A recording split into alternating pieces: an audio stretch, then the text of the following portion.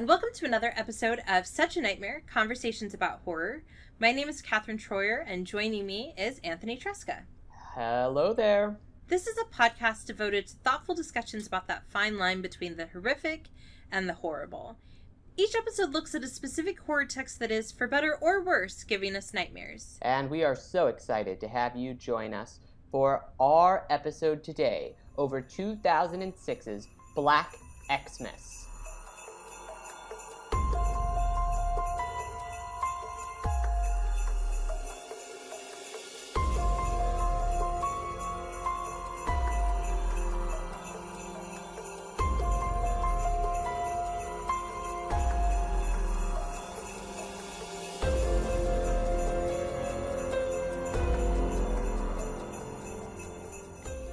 If you have been listening to our other episodes, you know that this is the second of what will be a 3-part series working our way through all of the Black Christmases. So we encourage you to listen to our episode on the 73 film. And of course, if you are making a decision about how to spend your time and it's between watching the 2006 or the 73, I think both Anthony and I would tell you to go ahead and reach for the 73 and push the 2006 back on the shelf where maybe it belongs forever. Yeah, I was very disappointed by this movie. I was too. And I was disappointed by so much. So much. And I think one of the things that I found interesting when I was doing some looking at particularly the crew after, is that I really expected more from our writer-director, Glenn Morgan, because, and I admit that this is a guilty pleasure, but I'm a huge fan of Final Destination. And I'm a huge fan of it in part because now, like, every time that I'm on the freeway or I'm doing whatever, I see all of those sequences of, like, all the ways that I can die just from a tiny little, paper clip falling on the ground or whatever. And I will say that I did see a little bit of Morgan's appreciation or interest in sequences in this film, right? There was a lot of, like, if this happens, then this will happen, then this will happen, especially in the opening 15 or 20 minutes, which, Anthony, you said was, for you, the least problematic part of the film. At least it was interesting. I thought that the first 20 minutes, while I found it neither particularly scary or particularly, like, really well directed. It was at least pretty cheesy and kind of over the top. And, like, you were like, oh, okay, so it's going to be just it's going to be a slasher. In all capital letters, with just, like, and that's the tone we're going for. It's just going to be really over the top and crazy. But after that first, like, 15, 20 minutes, the film kind of stops being that. And as such, it kind of stopped having my attention, too. Yeah, so there are things that I really like about slasher films. They're a very comfortable horror, right? They're not the type that make you feel like you have to scrub your skin, and they're not the kind that make you feel like, you should just give up on humanity. It's a lot of, good old wholesome fun, if you will. And I felt that in the first 20 minutes. And there are things that I have come to appreciate about slasher films that I think were exemplified in that opening sequence, such as a lack of any attempt to make the laws of physics and or time work, right? So, like, when, he's got the guard slung in his bag and he's, like, changed super fast. I'm sorry, Santa, right? And he's changed super fast. Like, that doesn't temporally, in terms of physics, in terms of, like, blood, in terms of all of it, none of it should work. But in a slasher film, I think I'm so very willing to just say, yep, that's what I want. I want it to not make sense. One of the problems for me, though, was that I felt that just picked up speed as the film went on. I felt like the film was very disjointed. And I know from the beginning they were trying to throw us off by showing us a sequence that was actually a flashback, right? But that we didn't know when it was happening. But as I was watching it, there were several times that I felt like I was missing something. That there were sequences missing, but there were also really awkward and non-existent transitions Yeah. between scenes and between characters and between sections that was just really unfortunate. And I think a lot of that comes from like this film really is just like I don't want to say a shot for shot remake of the original film because it's not. It does do some different things, but the things that it does differently, it kind of grinds the film to a halt in order to shove in. And so they're not so much additions or extensions of the story, so much as just like those, they are a different story altogether. And they are totally outside the straightforward linear narrative of the film and that's fine. You can do a film that is chronologically out of order and is kind of switching back and forth, but you have to do it really well. And this film doesn't really commit to that. And so, in effect, I'm just like kind of left grasping at straws, trying to figure out who I'm supposed to care about, what storyline is the most important, and also just like I don't know. I just didn't, I couldn't, there was nothing for me there. I couldn't grasp onto anything. And you're speaking about a really important issue, and that is the issue of adaptation, right? And like, why are we adapting or remaking this film? And I always struggle with this because I feel like a lot of times, other than financial glory, Mm-hmm.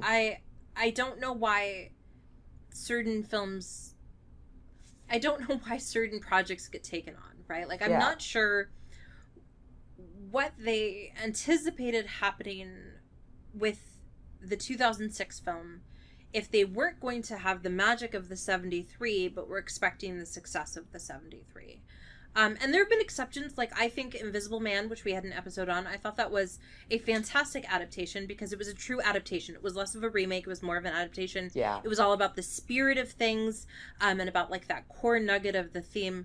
But I think I'm increasingly realizing that as a general rule, while I am down with adaptations, I have a harder time with remakes because I feel like oftentimes, like a lot of sequels, right, they miss out on that magic.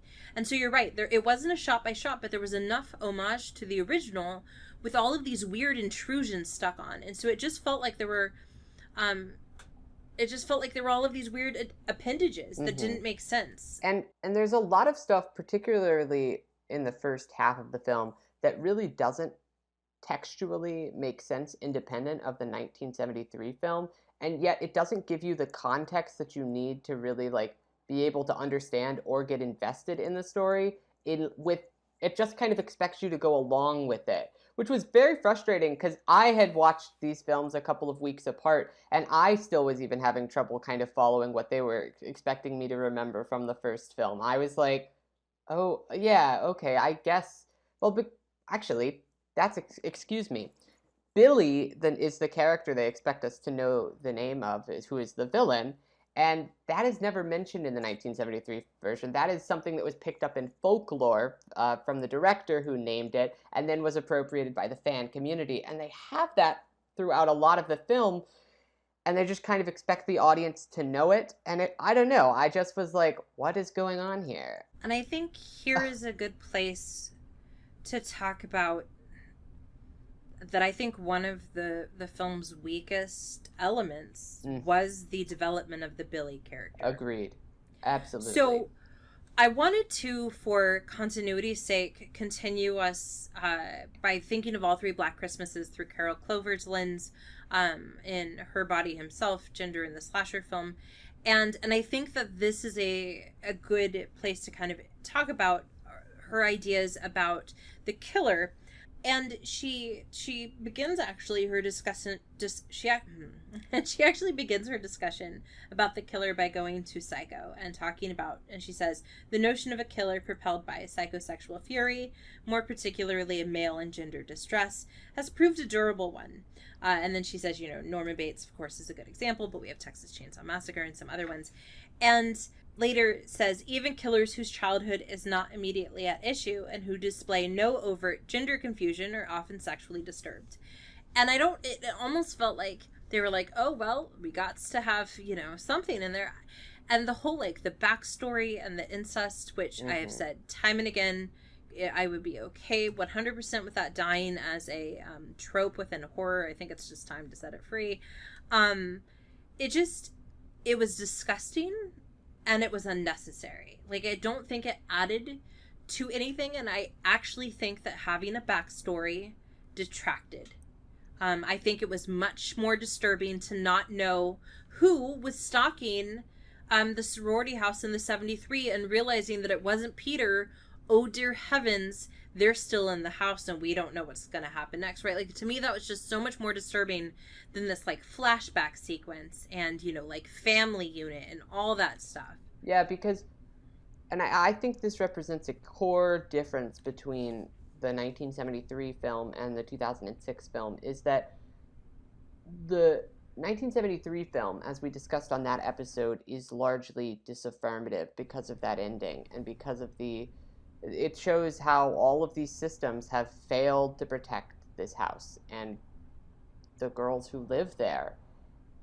But that same thing is not really true in the 2006 version. It's an affirmative film, largely, I think. And so while it is a remake of that film and does include a lot of direct shots from it and story beats from the original, the things that it changes are the things that made the original work. Yeah, no, I 100% agree with you. I thought I had more there, but then I realized I was just like, that's a good place to stop. That was a good thought right there. Was a good thought. And it's like, it's the punctuation, right? That, like, it just didn't add anything at all. And I feel that way about probably a good 90% of the elements that are unique to the 2006 film, that they really just did not add anything, and they just took away from some of the magic and sort of greatness that is the 73. And I think that we need to go to next our victims and our final girl. So, the part of me that has seen Mean Girls, Buffy the Vampire Slayer, and I haven't seen Arrow, but I'm familiar with Katie Cassidy. I was excited to see all of these, like, familiar faces. I kind of like it when horror films, I like it both when horror films have no name actors and also when they have, like, a star-studded cast. Both sort of equally delight me. And this really did. This had people, also Oliver Hudson and Andrea Martin, who, is usually a very comedic actress, who played the Den Mother, right? These are people that you have seen in big name films. And that was maybe the only interesting thing, was seeing these actors that I liked well enough in other stuff. But they were pale imitations of the 73 characters. I'm sure it was not coincidence that this time around our final girl was the only one who was blonde, right? And everyone else was brunette. Like, I'm sure that was an intentional decision. And, that's clever-ish. I mean, it's fine. It's not, it's not anything great one way or the other. But none of the female characters went to the heights or the depths of the 73 characters, right? Our drunken character wasn't drunk enough. Our den mother wasn't kooky enough. Our final girl wasn't enough of a character, a presence, right? Like, it just was really, it was lackluster in some ways that I thought was unfortunate, considering that we had several actresses that really were doing a good job in an ensemble cast. Yeah, I don't think any of the fault is really on the acting in this film. I think it's all pretty serviceable, and they really work with what they're given. It's just unfortunate that they weren't given a little bit more to, like, chew on, because, yeah, what you're saying is exactly true. It really feels like they've taken all of the teeth out of it. Yes. And I think that what might be interesting is just as we talked about how the original film was from Canada and was a Canadian perspective on America. And now this film we're looking at America's perspective on America. And I think that's where we see the shift in here and the toning down and like the making it almost feels like they've just they're talking down to you. They're like, you won't understand it unless we simplify it and really just give you something that you've already seen before. And I think one point in the film's favor is I do think it was making an effort not to um, vilify women simply for being people who drink or people who have sex. You know, even our sorority sister who we find out, you know, had an affair with the boyfriend. Mm-hmm. Even that wasn't it was I felt like one of the things I appreciated is that the film never went where a lot of American slasher films go, and that is to blame the victims, right. For the crimes. So that was one thing I really appreciated. But you're right, in the process, it sort of sanitized it, and it removed, like you said, the teeth, which always just makes me think about like a vampire without teeth, like gumming someone to death. So I want to gum your blood. Yeah, pretty much. That's exactly what I picture every time someone says that phrase. So on the one hand, I feel like we took the teeth out and some of the goodness out of the victims and the final girl, and placed it inappropriately onto Billy, so that he was the most developed character in the film, and there were just a lot of questions I had. I thought the color choice was really weird. The whole, like, you know, that he's permanently jaundiced and so he kind of looks all hulky. But I must say that I really particularly wasn't sure how I felt about the decision to have Agnes be played by a male actor that, to the best of my ability, in terms of my looking, is a cis white male. Yeah, it's an unfortunate choice. I didn't notice it in the film. It didn't stick out to me, and really anyway, just because I think I was so turned off by the film by the point in which the adult version of Agnes showed up that it didn't really bother me. But yeah, it just feels like frankly, it feels like that's the type of decision that wouldn't happen today. And I think that I feel like it was done so that we could wonder for a little while when we saw Agnes. Well, I think first we're made to wonder if it's not one of the sorority sisters, right? And then I think that we were supposed to wonder if it was quote Agnes, right? If this was another Norman Bates type scenario where Billy was in drag or was dressed as Agnes, but there wasn't actually a physical Agnes. And so I think that's what the film was trying to do by making that decision.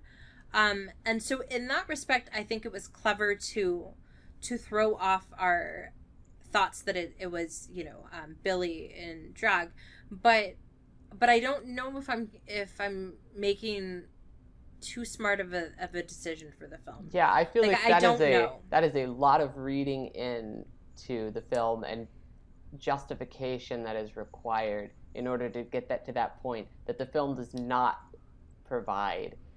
I think it honestly probably was just like, you know, wouldn't it be kind of like scary if this guy dressed up like a girl? Ooh, that's pretty like, ooh. Yeah, I mean, I think you're probably right that's ultimately what ended up happening.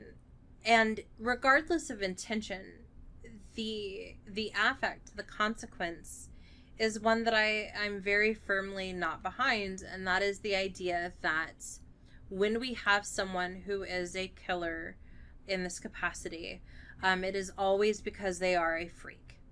Physically, emotionally, sexually, they are deviant, and therefore, as long as we are not deviant, right, we are good, and then the deviance needs to be expunged. And to me, that affirmative type of horror is just so far removed from what I find fascinating. Yeah, I mean, it really, because you're absolutely right. I think it really could have done that if it had explored the home as being a microcosm of the larger country, of the larger world that we live in. But it doesn't really make that connection. But it so easily could have, which I think is another thing that is quite frustrating about the film, is that it never seeks to broaden the context in which we're supposed to view Billy's situation.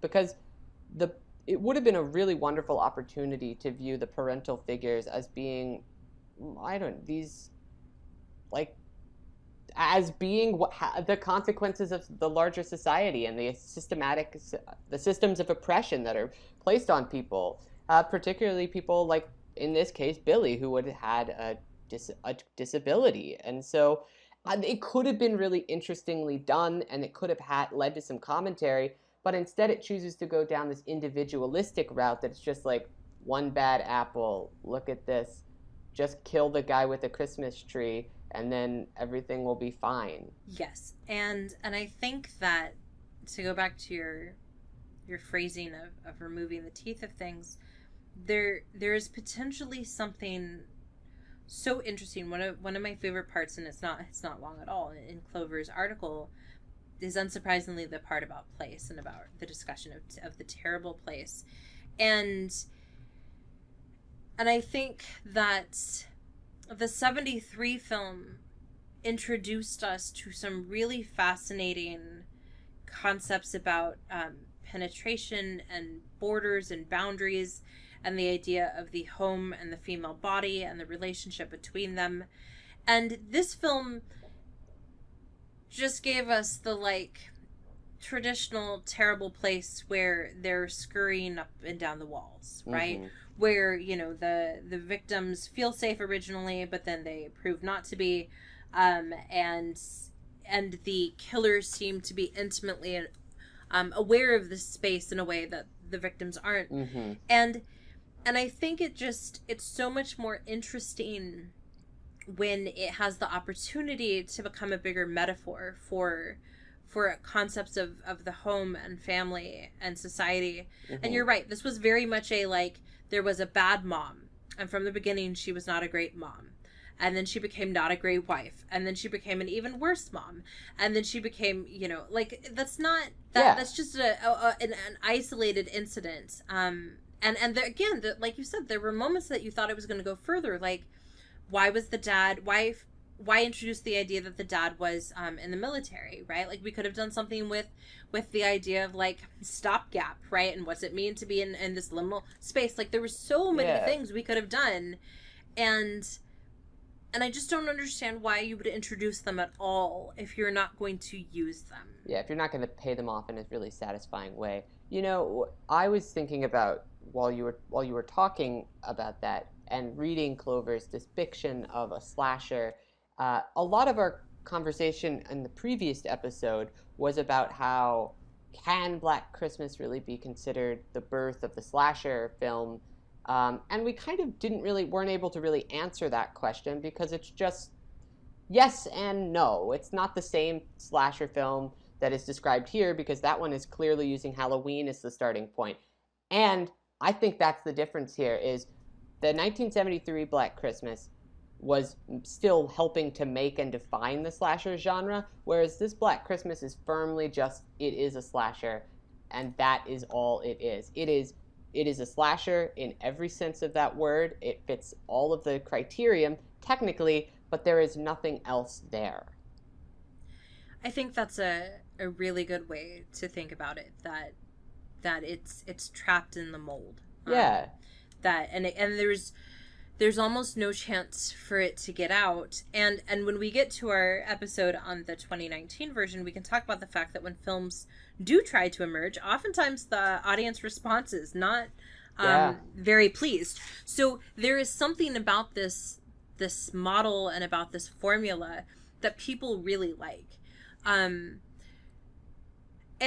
again, I know that I I differ from you in that I do like Halloween, but Mm-hmm. we both like Nightmare on Elm Street, which is also a pretty straightforward. I mean, it's a humorous one, so it's got comedy, but really, but again, it's a pretty traditional in many respects slasher film.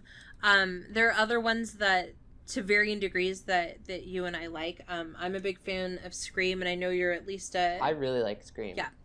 And again, that's another sort of outlier, I realize. But even if we go back to Clover's like reference of Psycho, like I think Psycho's a brilliant film. Although again, it's not exactly a traditional slasher. So never mind. Maybe I don't have any good examples. Because I'm thinking maybe I don't like the more straightforward Are slashers you quite as having much an as I thought. epiphany I know. on while I we're recording that you don't actually like slashers? I mean, no, I guess I think I like slashers that don't feel like they're obligated to adhere to the formula simply because that's what they're supposed to do as a slasher. Wow, I cannot believe that the 2006 Black Christmas was the slasher that broke you.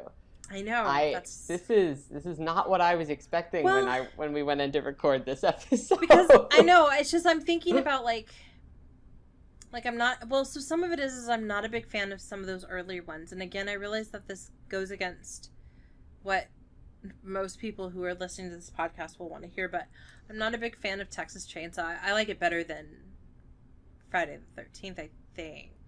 It's gross. I don't know. I like it better than Friday the 13th as well. But it's like I guess the slasher films that I watch time and again are either slasher 2.0 or they're like meta slashers.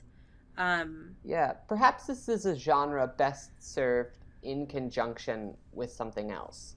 Because now that I'm thinking about this as well, all of the slashers that you're describing that I also like are slashers plus something else. And so I think maybe the slasher genre as is just a bit too formulaic, a bit too surface level for at least my taste. I don't want to speak on behalf of you. You can Yeah, so I'm like working my way through films that I would qualify as slasher. I thought the new, like newish, like the 2006, that may be a made up date. House of Wax was a goobery film, but rather delightful. Mainly because of the special effects, not because of the acting or the script. I thought Wrong Turn was fine. But again, mainly because I hadn't seen anything quite like that, and because I was intrigued by, again, the special effects. If we're going to count Descent as a slasher, which I don't know if we would, first off, it's Canadian, and second, it adds something to the formula, right? So I think you're right, that I think what I'm always on the lookout for are films that understand that the magic of a formula is not plug and play. That the magic of a formula is to have something, is to have a scaffold, right? Or a skeleton around which you can build everything else, instead of saying, here's the skeleton, it's done. I've slapped some skin on. It's like, no, I built muscle, and I built, because like Happy Death Day is definitely a slasher. Absolutely. But it's a slasher comedy. And so I think that's where I'm going to draw the line, because again, if I think about The Strangers, which I would also qualify as a slasher, it definitely is a slasher. It's not a slasher that just said, here's the formula you've always seen. Okay, we're good to go. Yeah, and I think that's what's just ultimately feels frustrating about Black Christmas, is just that it's just a Hollywood. It feels like a Hollywood exec was just like, I understand what makes a slasher, and then just made a slasher, but that was it. It didn't really, and they were like, let's make it a remake of Black Christmas because that's a brand that we can sell, rather than this was a story that needed to be told and it demanded to be told like this. And so I think I'm just really, I don't know if I even have anything else to say about this movie, because that's just how uninterested by this film I was. I will say the creep level was high with the number of times the eyes were, Yeah, punctured, it was removed, pretty or like, gory. I mean, it was pretty impressively gory. So there were some good makeup work. Um, the tree death was, you know, if you're gonna follow the formula, you better adhere to the part where you have to have at least at one time a really weird and completely unbelievable death. So we got that in there. Um, but yeah, I think that might be the end of our discussion because everything else that I want to say for our 2019 talk. Yeah. Yeah, so I think it's time to move on. Yeah.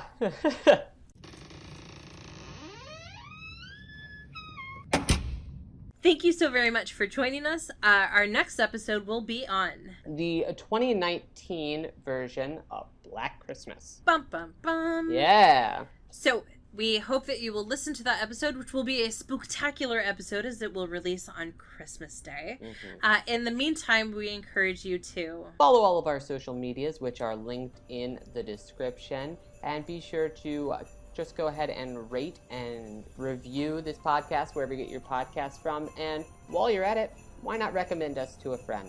And have a good day. Bye.